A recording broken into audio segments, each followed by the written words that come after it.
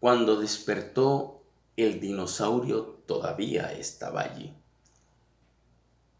Este es el cuento más corto de la historia, cuyo autor es el guatemalteco Augusto Monterroso, pero no es de este microrrelato que hoy queremos conversar con todos ustedes. Hoy queremos hablar precisamente de una obra, de un cuento de este autor de literatura breve, que en nuestra incesante búsqueda de literatura, de textos de ficción, para sugerirles a todos ustedes su lectura, encontramos. Se trata del cuento Obras Completas, que está compilado, que hace parte de la obra Obras Completas y otros cuentos de Augusto Monterroso, en un libro de Cara y Cruz.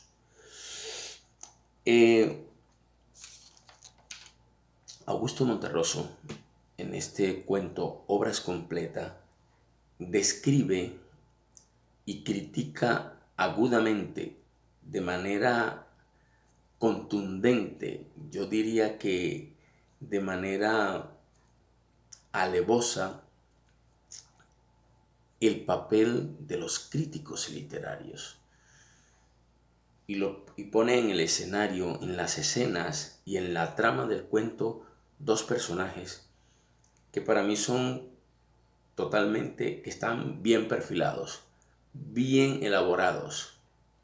El profesor Fombona, que es un crítico literario, un docente, un profesor, un hombre ilustre y bastante erudito en literatura, en los diferentes géneros literarios, un hombre que ha escrito muchísimos libros reseñando novela, ensayo, poesía, y que siempre vive rodeado de multiplicidad de personajes nuevos y viejos y jóvenes que tratan de buscar y de arroparse y de buscar luces para entrar en el mundo de la cultura literaria, en la lectura y en la escritura.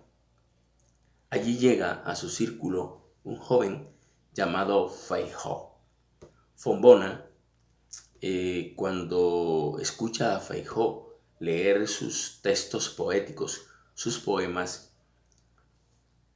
con su indiferencia le transmite a aquel joven, pues, lo que considera son sus poemas. El joven, aturdido y visiblemente consternado, además sumiso y bastante tímido, porque está en un círculo de eruditos y de intelectuales, y él apenas es un muchacho que llega con sus primeros versos escritos. Entiende que tiene que ir perfilándose, que tiene que ir construyendo su obra. Sin embargo, con el transcurrir de los días, Fombona lo anima a que siga escribiendo y se refiere a sus poemas de manera despectiva y un tanto con sorna, de manera burlesca, lo que hace que Feijó se retraiga y deje de leer sus textos poéticos. Con el pasar del tiempo, Fombona va buscando ubicar a Feijó dentro del círculo de las personas que lo escuchan y que lo alaban y que lo consideran un intelectual erudito, una luz, un faro para continuar, para seguir. Y le dice a Feijó, le propone que hable sobre Unamuno, que le hace una pregunta sobre un dato bibliográfico. Feijó no lo sabe, no lo recuerda, no, es una cosa insignificante, y va y lo busca. A la siguiente reunión, Feijó, bien documentado, le dice a Fombona y al círculo de amigos y compañeros que estaban ahí al calor de un café discutiendo y conversando sobre literatura, que tiene el dato, y se, se desata pues en una conversación erudita sobre el tema.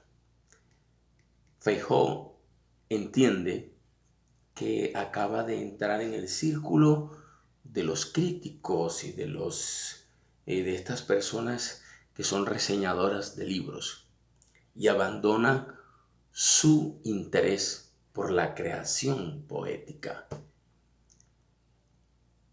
Para no continuarles el cuento, desde nuestra perspectiva, el texto ahonda en